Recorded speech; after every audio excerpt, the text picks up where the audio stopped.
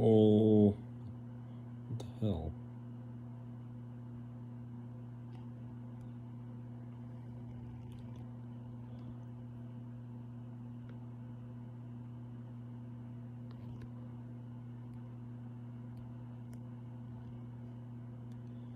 I don't know how much I like this. Because I don't have, like... Oh, well, there it is.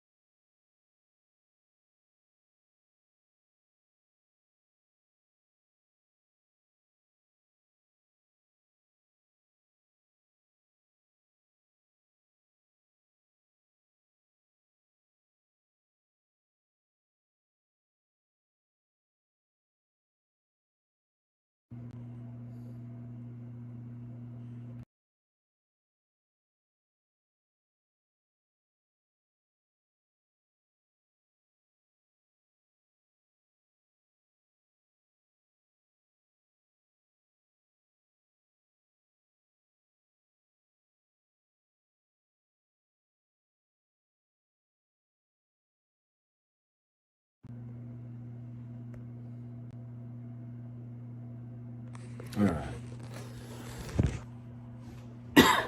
Let's, I guess, get into this.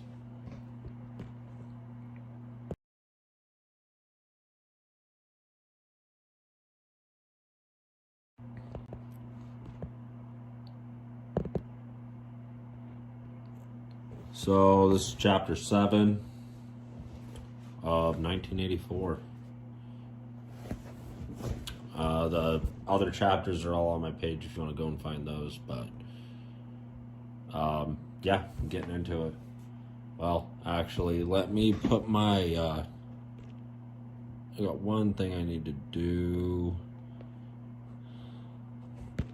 I'm using a different setup, so it's kind of a learning curve for me, trying to get this figured out. I don't know how I'm supposed to add a question on here. Oh. I can enter text or chat.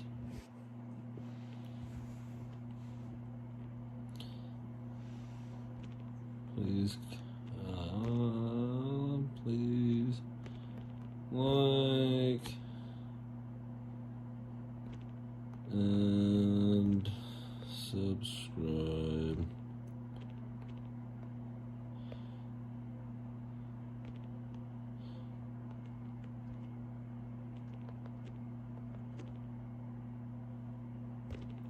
The only way you can follow this to the end is if you like and subscribe. So, let's get into it. If there is hope, wrote Winston, it lies in the proles. If there was hope, it must lie in the proles, because only there, in those swarming discarded masses, 85% of the population of Oceania,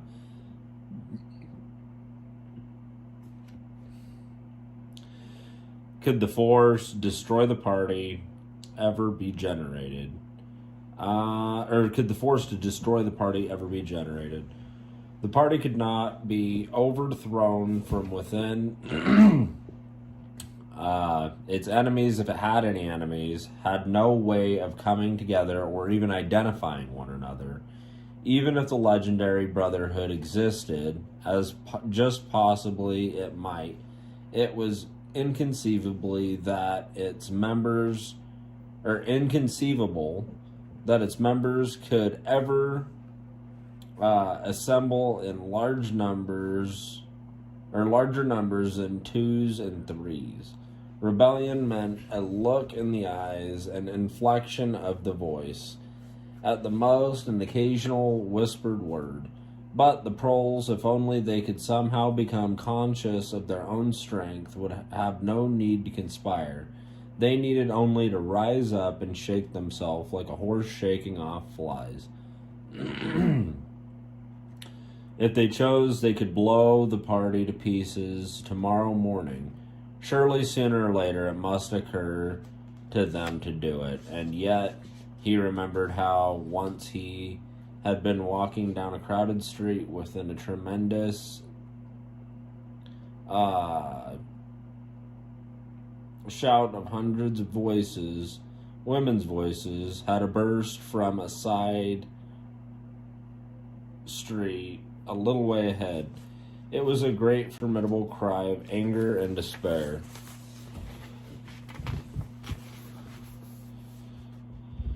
A deep, loud, oh, oh, that went humming on like the reverberation of a bell. His heart had leapt. It started.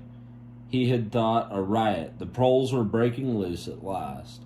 When he had reached the spot, it was to see a mob of 200 or 300 women crowding around the stalls of the street market, or of a street market, with faces as tragic as though they had been doomed passengers on a sinking ship.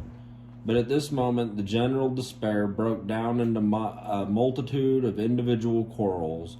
It appeared that one of the stalls had been selling tin saucepans. They were wretched, flimsy things, but cooking pots of any kind were always difficult to get. Now the supply had unexpectedly given out. The successful woman, bumped and jostled by the rest, and were trying to make off with their saucepans, while dozens of others clamored round the stall, accusing the stall-keeper of favoritism and of having more saucepans somewhere in the reserve. There was a fresh outburst of yells. Two bloated women, one of them with hair coming down, had got a hold of the same saucepan and were trying to tear it out of one another's hands. For a moment they were both tugging, and then the handle came off. Winston watched them disgustedly. And yet, just for a moment, what almost frightening power had sounded in that cry from only a few hundred throats. What was it that they could never shout like that about anything that mattered? Or why was it that they could never shout like that about anything that mattered?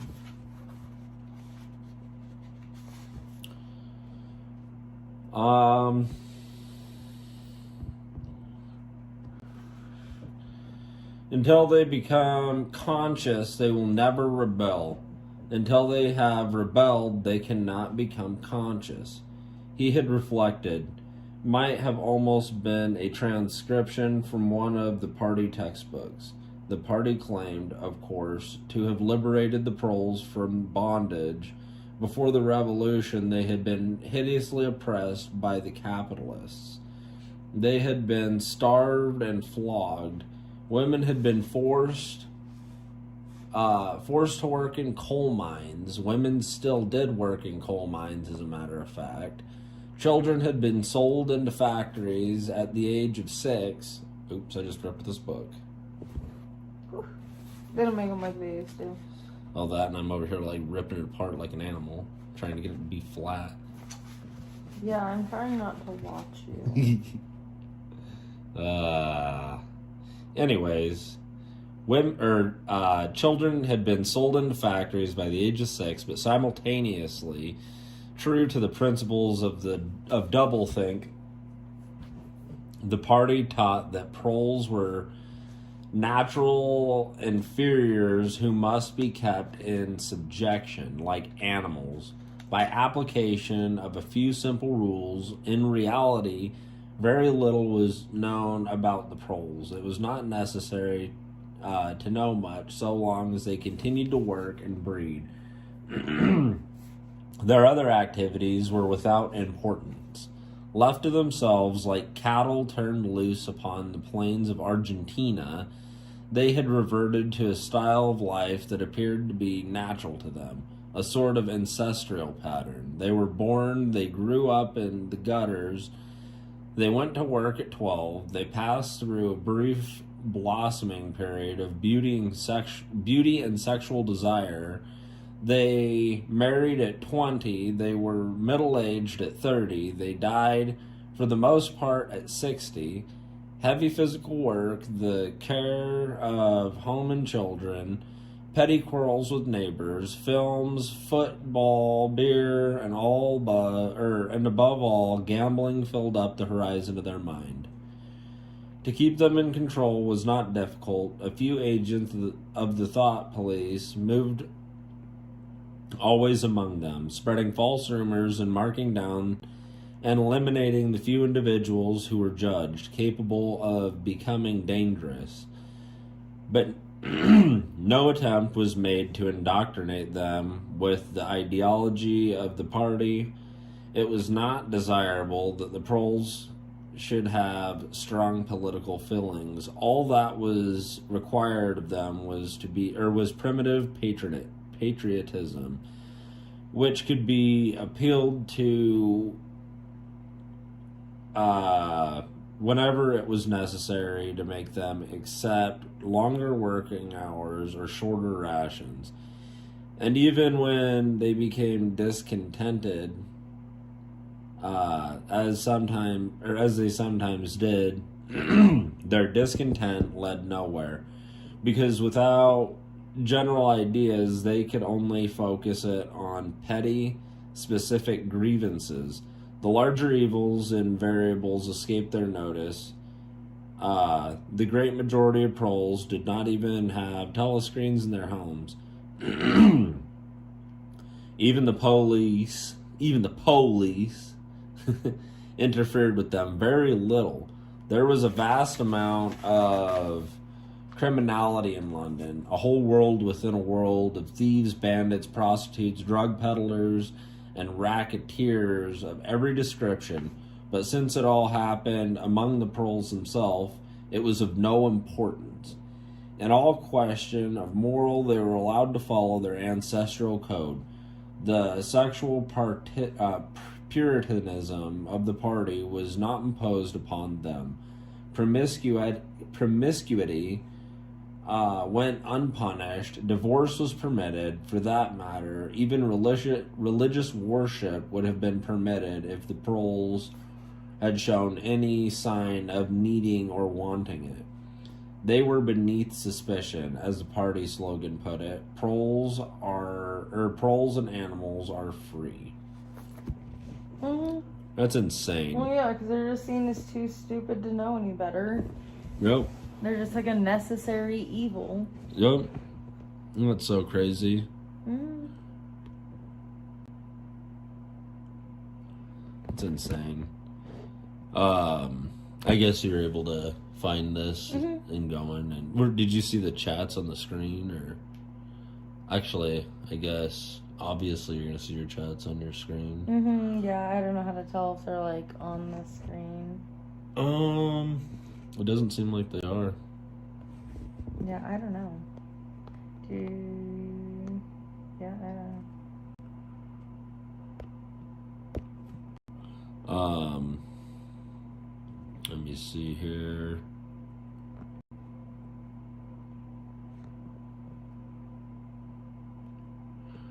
I don't know. Maybe we'll just have to see when we're done.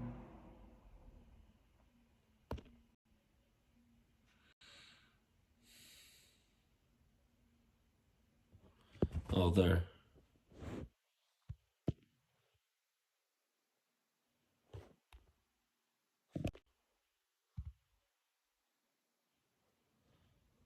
Oh, hang on a second, guys. Pause. I'm trying to do something.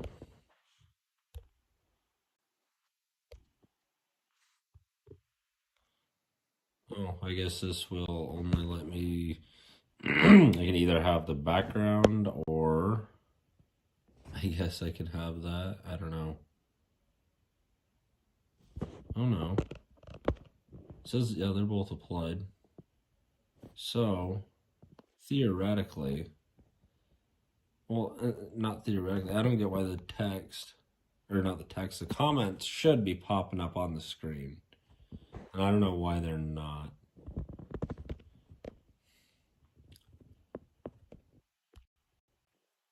Oh, there it is. So, stick it right there.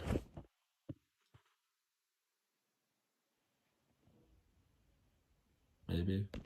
Potentially. Oh, gotta love it.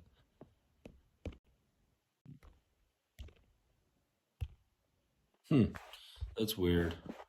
This is definitely a weird app. Mm-hmm.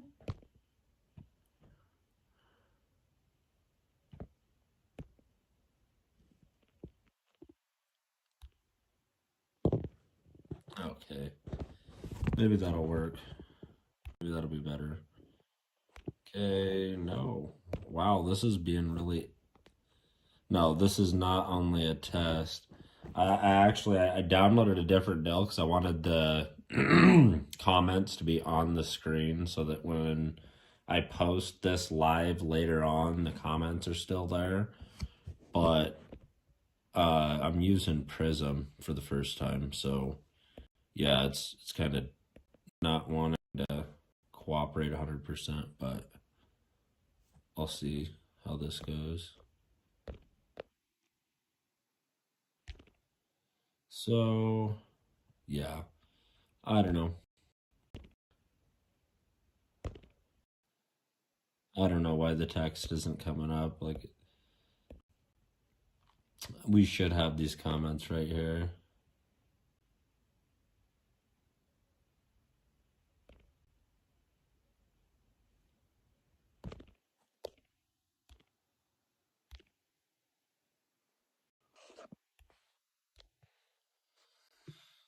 Oh, wait, hang on. I think I know what I got going on.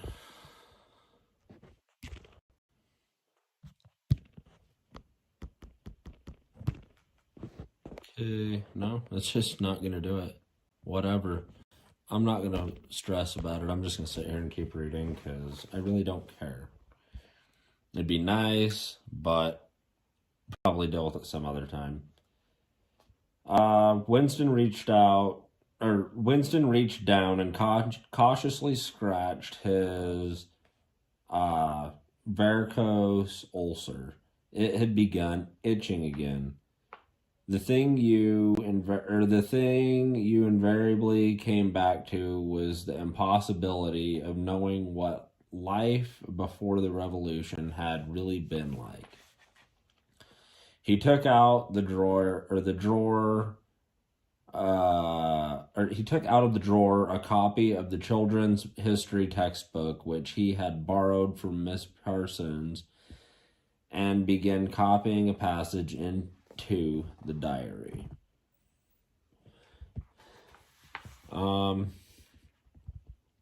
In the old days, it ran, before the glorious revolution, London was not the beautiful city that we know today. It was a dark, dirty, miserable place where hardly anybody had enough to eat and where hundreds and thousands of poor people had no boots on their feet, not even one roof to sleep under. Children no older than you are had to work 12 hours a day for cruel masters who flogged them with whips if they worked too slowly and fed them with nothing but stale bread crusts and water. But among all this terrible poverty, there were just a few great big player houses. There were just a few great beautiful houses that were lived in by rich men who had as many as 30 servants to look after them. These rich men were called capitalists. They were fat, ugly men with wicked faces, like the one in the picture on the opposite page. You can see that he is dressed in a long black coat, which was called a frock coat, and a queer, shiny hat shaped like a stovepipe, which was called a top hat. This was uniform of the capitalists, and no one else was allowed to wear it. The capitalists owned everything in the world, and everyone else was their slave. They owned all the land, all the houses, all the factories, and all the money. If anyone disobeyed them, they could throw them in prison, or they could take away his job, or they could take his job away and starve him to death. When any ordinary person spoke to capitalists, he had to cringe and bow to him, and take off his cap and address him as Sir. The chief of all capitalists was called King, and that's crazy. Like, they really, really, really like put like a bad connotation on capitalism, because this is a school book for kids.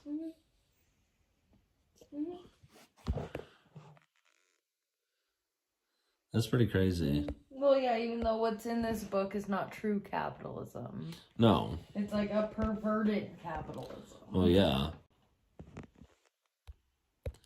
100%.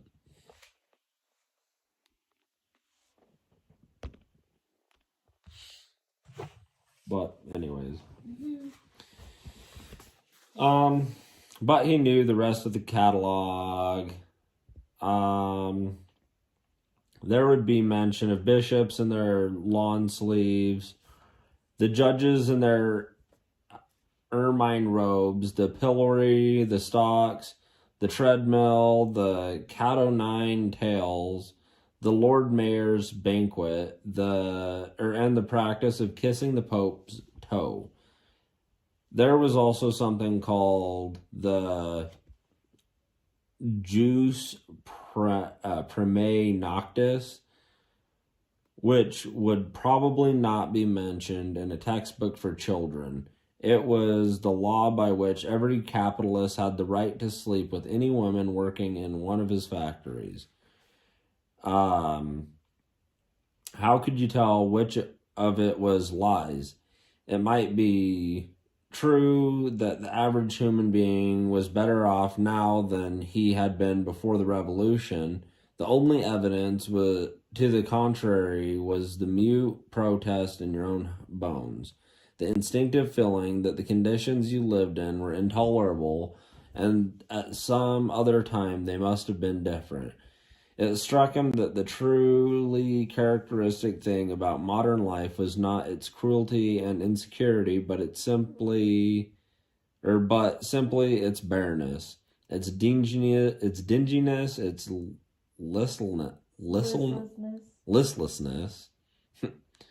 Life, if you looked about you, bore no resemblance not only to the lies that streamed out of the telescreen, but even to the ideals that the party was trying to achieve.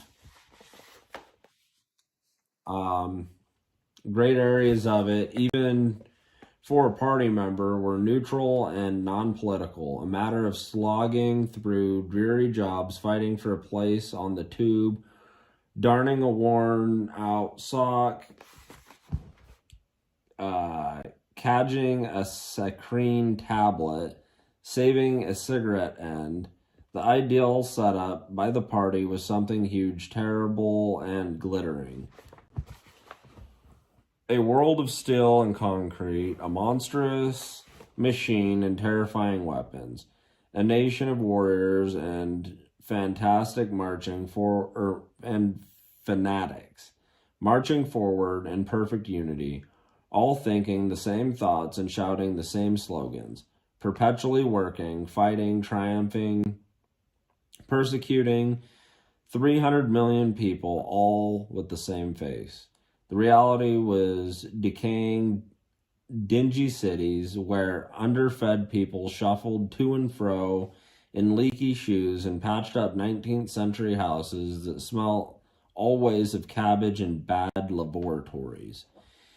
He seemed to see a vision of London, vast and ruinous, city of a million dustbins, and mixed up with it was a picture of Miss Parsons, a woman with lined face and wispy hair, fiddling helplessly with a blocked waste pipe.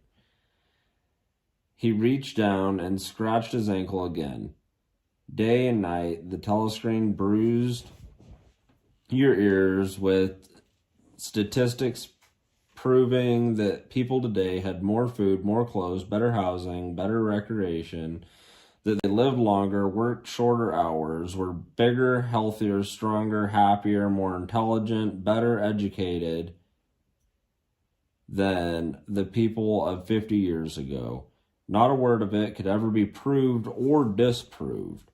The party claimed, for example, that today 40% of adult paroles were literate. Before the revolution, it was said the number had only been 15%.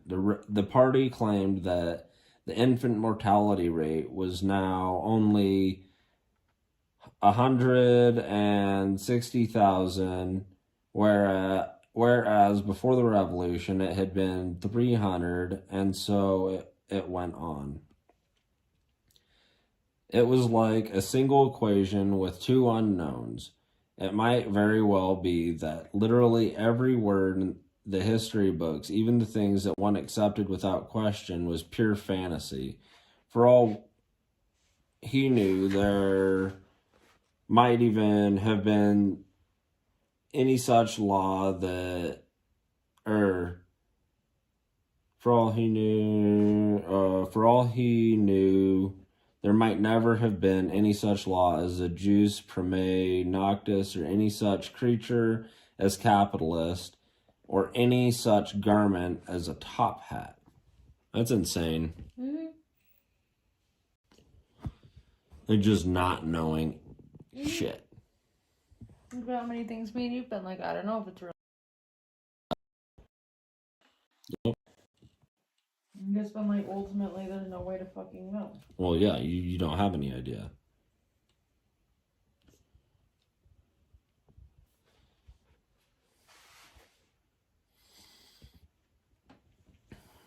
Everything faded into mist. The past was erased, the erasure was forgotten, the lie became truth.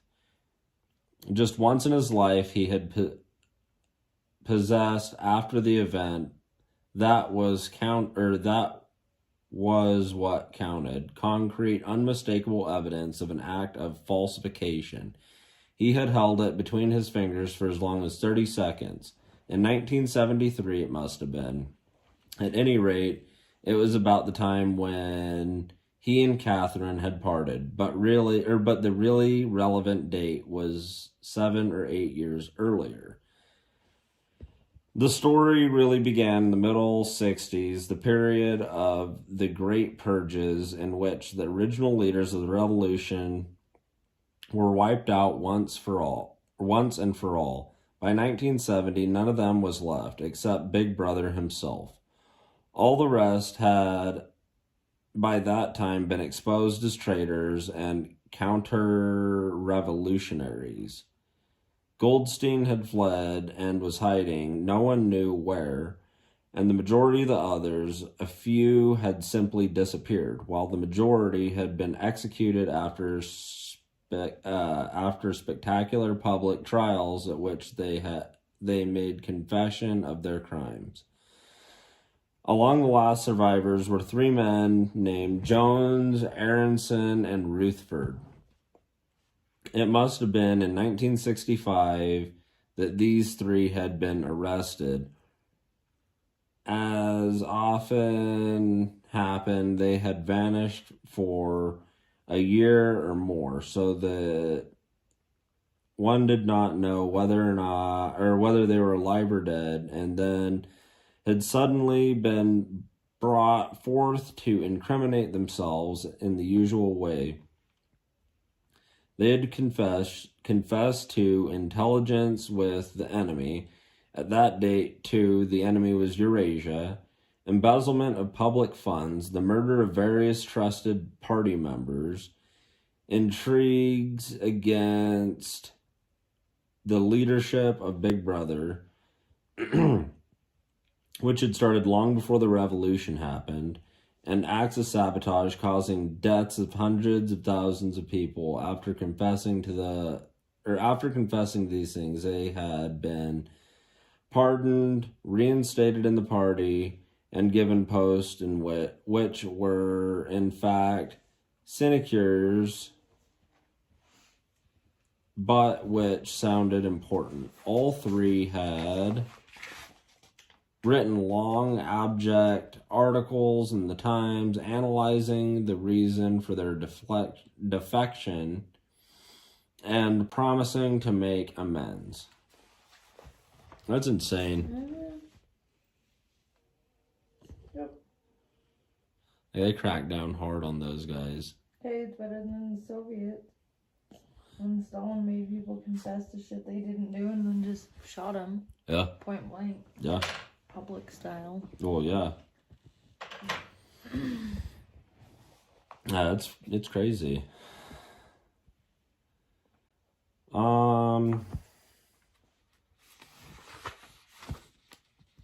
Let's see here. Oh, dang. There's only a couple pages left in this chapter. Anyways, sometime after the release, Winston had actually seen all 3 of them in Chestnut Tree Cafe. He remembered the sort of terrified fascination with which he had watched them out of the corner of his eye. There were men far older than himself, relics of the ancient world, almost the last great figures left over from the heroic early days of the party. The glamour of the underground struggle and the Civil War still faintly clung to them. He had the feeling, though already at the time facts and dates were growing blurry, that he had known their names years earlier, that he had known that a bunch of Big Brother, but also they were outlaws, enemies, untouchables, doomed with absolute certainty to extinction within a year or two. No one had fallen into the hands of the thought police, or no one who had once fallen into the hands of the thought police ever escaped in the end. They were corpses waiting to be sent back to the grave. There was no one at any of the tables nearest to them. It was not wise to even be seen in the neighborhood of such people. They were sitting in silence before glasses of gin, flavored with cloves, which was the specialty of the cafe. Of the 3, it was Rutherford whose appearance had most impressed Winston. Rutherford had once been a famous caricaturist whose brutal cartoons had helped to inflame popular opinions before and during the Revolution. Even now, at long intervals, his cartoons were appearing in the Times. They were simply an imitation of his earlier manner, and curiously lifeless and unconvincing. Always They were a rehashing of the ancient themes: slummed tenements, starving children, street battles, capitalists and top hats. Even on the barricades, the capitalists still seemed to cling to their top hats. An endless, hopeless effort to get back into the past. He was a monstrous man with a mane of greasy gray hair. His face pouched and seamed with protuberant lips. At one time, he must have been immensely strong. Now his great body sagging, sloping, bulging, falling away in every direction. He seemed to be breaking up before one's eyes, like a mountain crumbling. Well, that's real polite. Which, whatever. I mean, that's what happens. What do you expect? Mm-hmm. But it's crazy because he sits here, he talks about these people, and I'm like, I don't know. I feel like that was like the great generation living in like the before times, you know? Mm-hmm. Living in a time that wasn't so like over-regulated, and when they were being more of like just true Americans, you know? Mm-hmm. But the great generation is also the generation that kind of fucked us over, so. Yep. Well, literally, though. Well, yeah. It was the lonely hour 15. Winston could not now remember how he had come to be in the cafe at such a time. The place was almost empty. A tinny music was trickling from the telescreens. The three men sat in their corner, almost motionless, never speaking, uncommanded. The waiter brought fresh glasses of gin. There was a chessboard on the table beside them, with pieces set out, but no game started. And then, for perhaps half a minute in all, something happened to the telescreen. The tune that they were playing changed, and the tone of music changed too. There came into it, but it was something hard to describe. It was a peculiar, cracked, braying, jeering note. In his mind, Winston called it a yellow note. And then a voice came from the telescreen, was singing. Under the spreading chestnut tree, I sold you, and you sold me. There lie they, and there lie we, under the sprawling chestnut tree. The three men never stirred, but when Winston glanced again at Rutherford's ruinous face, he saw that his eyes were full of tears, and for the first time he noticed with a kind of inward shudder, and yet not knowing at what he shuddered, that both Aronson and Rutherford had broken noses. Oh shit. A little later, all three were rearrested. It appeared that they had engaged in fresh conspiracies from the very moment of their release. At their second trial, they confessed to all their old crimes over again, with the whole string of new ones. They were executed with their fate was recorded in the party histories, a warning to posterity. About 5 years later, after this, in 1973, Winston was unrolling a wad of documents which had flopped out of the pneumatic tube onto his desk when he came on a fragment of paper which had evidently been slipped in among the others and then forgotten. The instant he had flattened it out, he saw its significance. It was a half page torn out of the Times News about 10 years earlier, the top half of the page, so that it included the date, and it contained a photograph of the delegates at some party function in New York. Prominent in the middle of the group were Jones, Aronson, and Rutherford. There was no mistaking them. In any case, their names were in the caption at the bottom. The point was that at both trials, all three men had confessed. that on the date they had been on Eurasian soil. They had flown from a secret airfield in Canada to a rendezvous. Rendezvous.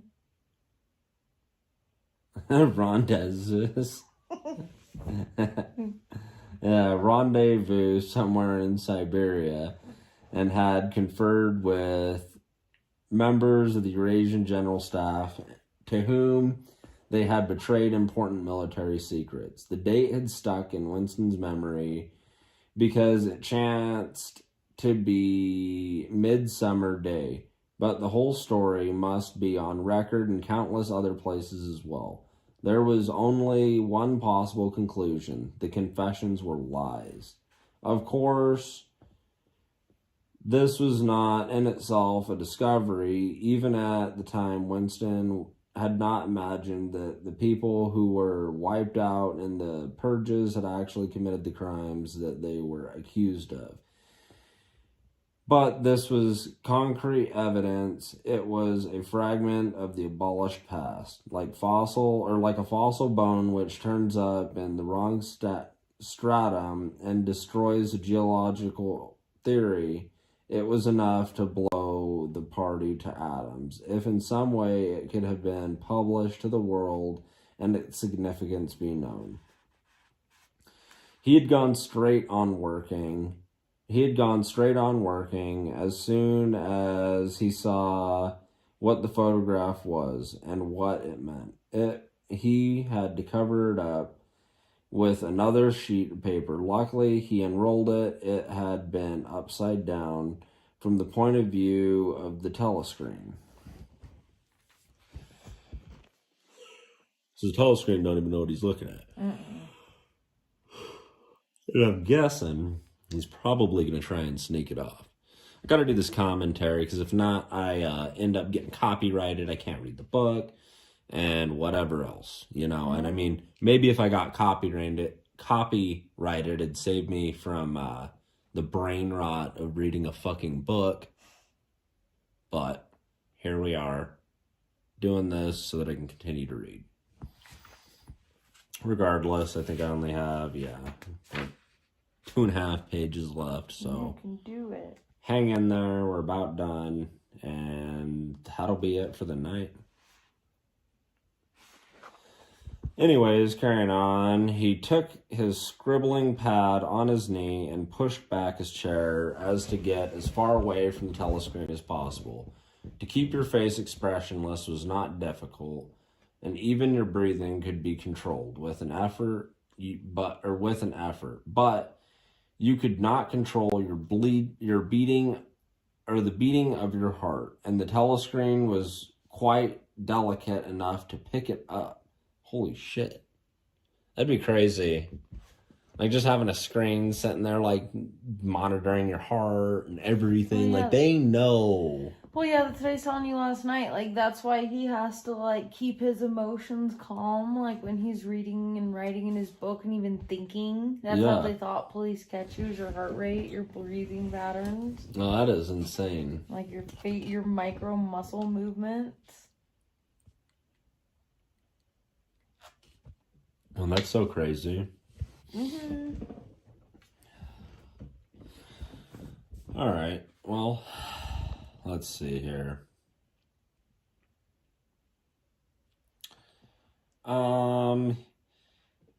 He let what he judged to be 10 minutes go by, tormented all the while by the fear that some accident, a sudden drought blowing across his desk, for instance, would betray him. Then, without uncovering it again, he dropped the photograph into the memory hole along with some other waste papers. Within another minute, perhaps, it would have crumbled into ashes. That was 10, 11 years ago. Today, probably, he would have kept that photograph. It was curious that the fact of having held it in his fingers seemed to him to make a difference even now.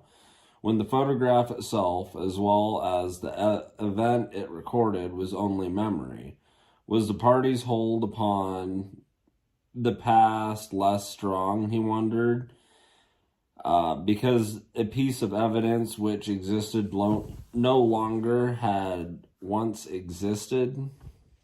But today, supposing that it could somehow that it could be somehow resurrected from its ashes, the photograph might not even be evidence. Already at the time when he made his discovery, Oceania was no longer at war with Eurasia, and it must have been to the agents of Eurasia that the three dead men had betrayed their country. Since then, there had been other changes, 2, 3, he could not remember how many. Very likely, the confessions had been rewritten and rewritten until the original facts and dates no longer had the smallest significance. The past not only changed, but changed continuously. What almost afflicted him with the sense of nightmare was that he had never clearly understood why the huge imposture was undertaken. The immediate advantages of falsifying the past were obvious, but the ultimate motive was mysterious. He took up his pen again and wrote, I understand how. I do not understand why. He wondered, as he had many times wondered before, whether he himself was a lunatic. Perhaps a lunatic was simply a minority of one. At one time, it had been a sign of madness to believe that the earth goes round the sun. Today, to believe that the past is unalterable, he might be alone in holding that belief, and if alone, then a lunatic. But the thought of being a lunatic did not greatly trouble him. The horror was that he might also be wrong. He picked up the children's book and looked at the portrait of Big Brother, which formed its frontispiece. The hypnotic eyes glazed down into his own. It was though some huge force were pressing down upon you. Something that penetrated inside your skull, battering against your brain, frightening you out of your beliefs, persuading you almost to deny evidence of your senses. In the end, the party would announce that 2 and 2 made 5, and you would have to believe it. It was inevitable that they should make that claim sooner or later. The logic of their position demanded it, not merely the validity of experience, but the very existence of external reality was tactically denied by their philosophy. The heresy of heresies was common sense, and what was terrifying was not that they would kill you for thinking otherwise, but that they might be right. For after all, how do we know that 2 and 2 make 4? Or that the force of gravity works? Or the past is unchangeable? If both the past and the external world exist only in mind, and if the mind itself is controlled, then what? But no, his courage seemed suddenly to stiffen of its own accord. The face of O'Brien, not called up by any obvious association, had floated into his mind. He knew with more certainty than before that O'Brien was on his side. He was writing the diary for O'Brien, to O'Brien. It was like an interminable incriminable letter which no one would ever read, but which addressed to a particular person and took its color from the fact. The party told you to reject the evidence of your eyes and ears. It's their final, most essential command. His heart sank as he thought of the enormous power arrayed against him, the ease of which any party intellectual would overthrow him in debate, the subtle arguments which he would not be able to understand, much less answer, and yet he was in the right. They were wrong, and he was right. The obvious, the silly, and the truth had to be defunded. Truism and true hold on to that. The solid world exists if its laws do not change. Stones are hard, water is wet, objects unsupported fall towards the earth's center. The feeling that he was speaking to O'Brien, and also that he was setting forth an important axiom, he wrote. Freedom is freedom to say that 2 + 2 make 4. If that is granted, all else follows. And that's the end of chapter 7. Thanks for following along. If you want to follow all the way through to the end, you're going to have to at least subscribe. You don't have to like it, but you're going to have to subscribe and ring the bell so that you know when I'm doing these lives, and so that you can also go through and look at the other chapters, because I'm posting each and every one of those on my Facebook. Anyways, that's the end of it. I'm going to go ahead and end that right here.